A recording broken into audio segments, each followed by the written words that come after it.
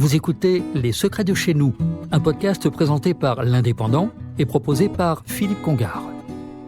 En France et en Occitanie, les confréries sont nombreuses, surtout gastronomiques. Les confréries religieuses, elles le sont moins, mais le temps n'efface pas l'ardeur et la conviction des fidèles. À Perpignan, à Pâques, la procession de la Sanche, Sant en catalan, est une tradition qui dure depuis plus de 600 ans. Son fondateur, un dominicain, Saint Vincent Ferrier, voulait accompagner les condamnés à mort au gibet et recueillir leurs dépouilles pour leur assurer une sépulture chrétienne.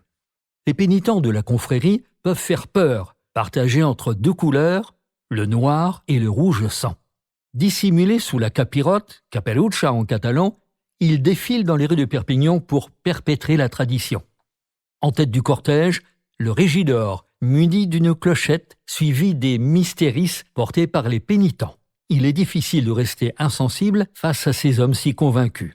Peur et mystère alternent tout au long du chemin au son lugubre des tambours et des chants remplis de tristesse. Les Catalans, croyants ou pas, se retrouvent dans ce symbole qui reflète leur culture, leur langue et leur identité. Sous ces robes rouge sang ou noir corbeau, toutes les classes sociales sont représentées. Entrer dans la confrérie de la Sanche se fait souvent de père en fils, avec la ferme intention que cette tradition ancestrale dure encore longtemps. Avec 700 pénitents qui ont défilé cette année 2022, la relève semble être bien assurée.